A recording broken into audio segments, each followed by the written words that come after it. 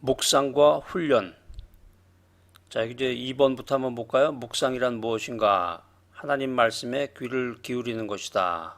하나님의 일에 대해서 생각하는 것이다. 하나님께서 하신 행위를 되풀이하는 것, 또 하나님의 법을 되새기는 것을 뜻한다. 묵상이란 무엇인가 하는 건데, 묵상이란 무엇인가? 그 히브리어의 그 묵상이란 뜻을 가진 단어가 두 개가 있는데요. 하나는 하가인데 하가라는 단어인데 이게 뜻이 뭐냐면은 곰곰이 생각하다, 곰곰이 생각하다, 이제 신음하다 이런 뜻도 있는데 곰곰이 생각하다 이런 뜻인데 예를 들면 이제 비둘기가 아침에 반복적으로 내는 소리 이런 것을 가리켜서 이제 하가라는 표현으로 이제 쓰는데요. 이제 하가가 있고 또 하나는 이제 시하입니다. 시하라는 것은 이제 숙고하다, 숙고, 깊이 생각한다는 거죠. 숙고하다, 암기하다 이런 뜻이 있는데 이 두 가지 히브리어 단어, 이 두 가지 단어의 의미를 이렇게 합쳐 보면은 종합해 보면은 그 사전적인 의미로서 그 묵상이라는 말은 그 진리에 대해서 반복적으로 깊이 생각한다는 거예요. 히브리어 어원을 중심으로 해서 이 묵상이라는 말을 어원을 풀이를 해보면은 진리에 대해서 반복적으로 깊이 생각한다. 그러니까 이제 단어 뜻만 보니까는 굉장히 심각한 것 같잖아요. 심각하고 뭔가 이게 너무 진지한 게 아닌가 이렇게 생각이 드는데 에, 영적인 훈련이라고 하는 것은 그 일상생활적인 거라고 그랬는데 이게 벌써 이게 묵상에서부터 조금 이게 너무 심각한 것 같다 이렇게 생각하시는 분 있을지 몰라요. 근데 그건 아니고 자꾸 이제 깊이 알아가야 됩니다. 실제로 우리가 이제 이 너무 진지한 걸로 해서 이제 부담감을 갖는데 성경에 보면 이런 말이 있어요. 이사야서의 그 묵상의 의미가 아주 재미있다기보다는 이제 joyful, 즐거운, 명랑한 뜻을 가지고 있는 그런 것이 이제 이사야서 31장 4절이네. 31장 4절에 보면은 사자가 먹이를 잡고 으르렁거린다 이런 표현이 나오는데요. 여기서 이제 으르렁거린다라는 게 히브리어 하가입니다. 하가. 이게 이제 뭐냐면은 사자가 자기의 그 위용을 자랑하거나 협박하려는 게 아니라 먹이를 움켜쥐고 너무나 좋아서 어쩔 줄 몰라서 그 내는 소리 그거를 하가라고 그러는 거죠. 하가.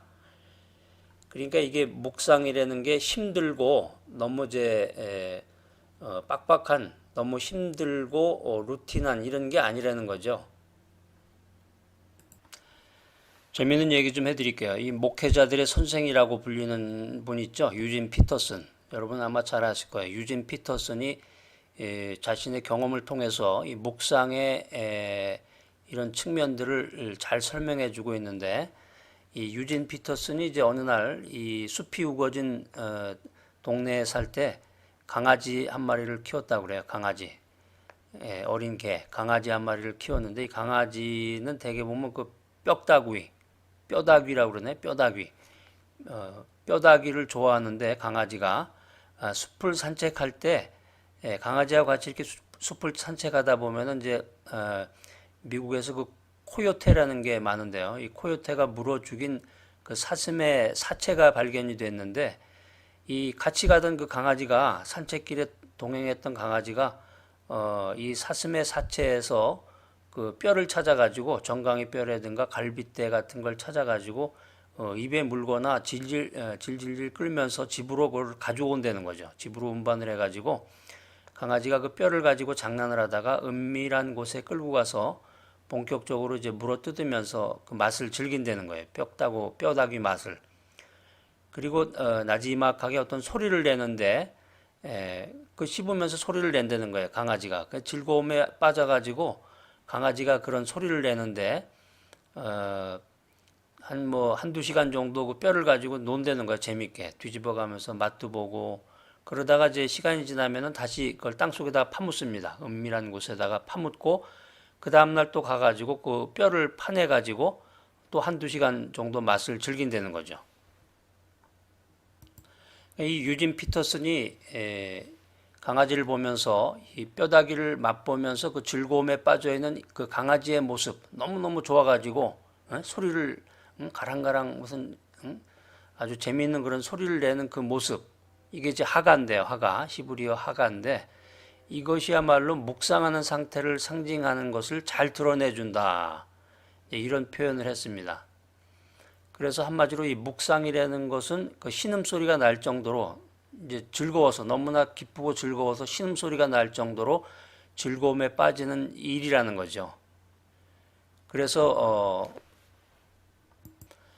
묵상이라는 게 이제 진지하고 심각한 측면도 있지만 본질적으로는 즐겁고 명랑한 일이다는 거예요. 시편에 읽어보면은, 시편에 보면은 말씀 묵상하는 것이 꿀보다 더 달다, 이런 표현들이 많이 나오잖아요. 전리품을 나누는 일처럼 기쁘다, 이런 표현도 나오고. 근데 왜 이렇게 묵상이 기쁘고 즐거울까? 왜 그럴 것 같아요, 여러분들? 묵상이라고 하는 것은 하나님을 맛보는 일이기 때문이다라는 거예요. 그런데 아이러니컬하게도 이 묵상이라는 것이 지난 한 200년 동안 이 개신교회로부터 외면을 당해왔습니다. 왜냐하면 이 묵상이다 그러면은 이 불교나 힌두교나 이 뉴 에이지의 그 수행 방식이라고 해서 이제 오해를 했기 때문이죠. 그런데 그 시편에 보면, 시편 1편 1절로 3절에 보면은 이 묵상이라는 것이 아주 오래된 그 성서적 기반을 가지고 있구나 하는 것을 우리가 알게 돼요. 제가 한번 읽어볼까요? 시편 1편 1절로 3절 말씀 제가 가지고 있는 성경으로 한번 읽어봐 드리면, 복 있는 사람은 악인의 꾀를 쫓지 아니하며 죄인의 길에 서지 아니하며 오만한 자의 자리에 앉지 아니하고 오직 여호와 율법을 즐거워하여 그 율법을 주야로 어떻게 한다고 그랬어요? 묵상하는 자로다. 여기에 나오네. 묵상이라는 게. 묵상하는 자로다. 저는 시냇가에 심은 나무가 시절을 쫓아 과실을 맺으며 그 잎사귀가 마르지 아니함 같으니 그 행사가 다 형통하리로다. 시편 1편에 나와 있는 그 전체적인 전반적인 내용이 전체가 다 묵상에 대한 거예요. 자, 그래서 제가 지금 읽어드린 그 시편 1편 말씀이 묵상을 아주 쉽게 설명한 구절이에요. 악인의 꾀를 따르지 않는 비결이 뭐냐? 죄인의 길에 서지 않는 비결이 뭐냐? 오만한 자의 자리에 앉지 않은 비결이 있다면 그것이 무엇이냐? 그리고 시냇가에 심은 나무처럼 사는 비결이 무엇이냐? 그게 뭐라고 그랬어요? 그게 바로 묵상이라는 거예요. 묵상. 그러니까 한마디로 얘기하면 묵상이라는 것은 복 있는 사람이 살아가는 삶의 방식이라는 거죠. 자, 그렇다면 현대인들에게 이 묵상을 방해하는 요소가 뭐냐 하는 거예요. 시끄러움과 조급함과 혼잡함이다. 시끄러움. 현대사회 고대에서 중세를 거쳐서 이제 근대 현대사회로 오면서 참 시끄러워졌어요. 그래서 주택가에서도 밤에 잠을 자야 되는데 그 시끄러운 소리들도 많이 나고, 뭐 가는 데마다 소음이라고 그러죠. 시끄러운 것은 많고, 또 조급함. 그냥 빨리빨리 뭐든지 그냥 빨리빨리 해야 속이 시원한 것 같은, 좀 느긋한 여유가 있는 그런 삶이 없고, 그 다음에 이제 가는 데마다 혼잡하죠. 어디 이제 이런 유원지 같은 데 가보면 가는 데마다 혼잡한 그 시끄러움과 조급함과 혼잡함, 이런 것들 때문에 온전히 인간이 그 묵상을 하지 못할 때가 많다 하는 거예요. 자, 지금까지 얘기했던 것을 가지고 이 묵상에 대한 것을 한번 정리해 보면, 묵상이란 하나님의 말씀에 귀를 기울이는 것이다. 하나님의 일에 대해서 생각하는 것이다. 하나님을 생각하는 거예요. 하나님에 대해서. 그 다음에 하나님께서 하신 행위를 되풀이하는 것이다. 하나님의 법을 되새기는 것을 말하는데, 이 묵상에 대해서 성경은 언제나 이 회개와 순종을 핵심적인 특징으로 하고 있다라고 하는 것입니다. 그래서 묵상의 목적을 한마디로 얘기하면은 생명력 넘치는 현실을 삶 전체에 실현하기 위한 그것이 바로 묵상이다라는 거죠. 묵상에 대한 오해를 몇 가지 써놨는데요. 마음을 비우는 것으로 생각해서 마음을 비우기 위해서 주위의 혼란으로부터 벗어나는 것으로 생각하는 것을 묵상이라고 생각한다. 그 다음에 두 번째는 묵상이 너무 어렵고 복잡하다. 그 다음에 세 번째는 묵상을 종교적 형태의 그 심리학적 조정으로 생각한다. 우리가 묵상을 통해서 무엇을 해야 되는가? 네, 묵상을 통해서 하나님의 음성을 갈망해야 한다는 거죠. 묵상을 통해서 하나님의 음성을 듣고자 갈급한 마음이 있어야 된다라고 하는 것입니다. 은혜의 보좌 앞에 담대히 나아가서 살아계신 하나님의 음성을 들어야 된다는 것입니다. 묵상을 통해서 우리의 상상을 성화해야 한다. 우리는 이 상상이라는 것을 통해서 아주 쉽게 머리에서 가슴으로 내려갈 수가 있는데, 인간은 오관을 통해서 하나님을 느낄 수 있다. 우리가 이제 눈뿐만이 아니라 귀도 있고 코도 있고 뭐 입도 있고 어떤 느낌이나 감각, 감촉도 있고 뭐 여러 가지가 있잖아요. 오관을 통해서 하나님을 느낄 수 있다는 거죠. 인간은. 어떤 사람은 이 상상이라고 하는 것을 신뢰할 수 없다고 생각하는 사람도 있습니다. 그리고 지나친 상상, 인간이 자의로 조작하는 것 때문에 상상 자체를 두려워하는 사람도 있고, 그렇지만 우리가 진정으로 믿음 안에서 하나님을 의지한다면 하나님께서 우리의 상상조차도 거룩하게 하신 다음에 충분히 하나님의 선하신 뜻을 이용하는데 사용하실 것이다. 이런 믿음을 가지고 담대한 마음으로 살아계신 하나님의 음성을 들을 수 있는 그 묵상의 시간을 가져야 되겠습니다. 우리가 이제 흔히 말씀을 묵상한다는 표현을 많이 쓰잖아요. 말씀을 묵상한다. 근데 이 말씀을 묵상한다는 게 뭐냐? 말씀을 묵상한다는 것은 하나님이 우리에게 보여주시려는 그 사랑을 알아나가는 거죠.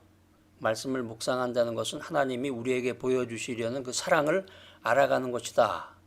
말씀을 묵상한다는 것은 우리의 그 신앙의 선조들이 전하지 않고는 견딜 수 없었던 이 하나님의 은혜와 하나님의 감동과 그 깨달음을 오늘 여기서 고스란히 나도 경험하는 것이다. 그것이 바로 말씀을 묵상하는 것이다 라는 거예요. 그 다음에 이 말씀을 묵상한다는 것은 하나님의 호흡과 숨결을 날마다 느낀다는 것입니다. 여러분은 어떻습니까? 말씀을 묵상한다는 것은 내가 읽고 있는 말씀이 정말 오늘 나에게 하시는 하나님의 말씀이라고 믿는 것입니다. 여러분은 어떠세요? 그냥 성경이 죽은 활자라고 생각하십니까? 아니면 밤에 잠잘 때 잠 안 오면은 성경을 베고 주무시는 분도 있다고 그러는데, 성경책만 열면은 그냥 잠이 쏟아지는 분도 있다고 그래요. 성경은 죽은 활자가 아니라 살아 움직이는 생명이다라는 거예요. 그렇게 생명을 대하듯이 말씀을 대하는 것이 바로 묵상이다 하는 거예요. 묵상이다. 자, 그러면 이제 묵상을 어떻게 해야 되는지, 구체적인 현실 생활 속에서 구체적으로 묵상을 어떻게 해야 되는지를 한번 살펴보겠습니다. 묵상을 위한 준비가 뭐냐? 세 가지를 여기 한번 정리를 해봤는데, 묵상을 위한 준비, 적절한 시간이 있어야 되겠다. 시간, 장소, 자세인데, 적절한 시간, 뭐 아무 때나 하는 게 아니라 좀 정해진 시간이 있으면 좋겠다는 거죠. 집중적인 묵상을 위해서 정해진 시간을 활용해라. 그 다음에 적절한 장소, 방해를 받지 않는 조용한 장소가 좋다. 여러분, 그 장소가 있으신가요? 묵상을 위한 장소. 이것도 우리 현대사회에서는 그렇게 쉽게 찾기가 쉽지 않은데, 미국 생활을 하다 보니까 이제 그 거라지를 주로 많이 활용하시는 분들이 많더라고요. 거라지라고 해서 이제 그 차고라고 그러죠. 한국말로 차를 집어넣을 수 있는 공간인데, 그 차고나 아니면 요즘 같으면은 이제 그 차 안에 들어가서 문을 닫고서 그 안에서 묵상을 할 수 있는 그런 장소로 활용하는 것도 좋은 방법인 것 같습니다. 그 다음에 적절한 자세, 편안하고 주의를 산만케 하지 않는 그런 자세가 필요하다. 그 다음에 묵상의 방식들인데요. 묵상의 방식들 한 세 가지를 정리해 봤네요. 하나님의 말씀만을 마음에 두고 생각하며 하나님 말씀에만 전념한다. 그래서 사실은 그 신앙생활을 하기 위해서 이제 여러 가지 그런 신앙 서적들이 있는데, 그것은 사실은 참고 서적이고, 진정한 교과서는 이제 말씀이죠. 하나님의 말씀, 성경, 구약과 신약, 하나님의 말씀만을 마음에 두고 생각하면서 하나님의 말씀에만 전념해야 된다. 그 어저께 봤던 그 드라마를 생각하면서 드라마가 하나님의 말씀인 걸로 생각을 하고 그렇게 인생을 사시는 분들도 참 주변에 보면 많습니다.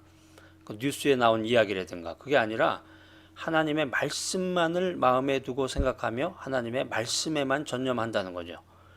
그 다음에 이제 하나님께서 창조하신 것을 묵상한다. 그래서 가끔 기회가 되면 이제 여행 같은 것을 통해서 하나님이 창조하신 그런 자연을 본다든가 해변가를 본다든가 아니면 이제 태양이 솟는 그런 모습을 본다든가 아름다운 꽃을 본다든가 뭐 이렇게 하나님께서 창조하신 것들을 묵상하는 그런 방법이 참 좋은 방법 중에 하나입니다.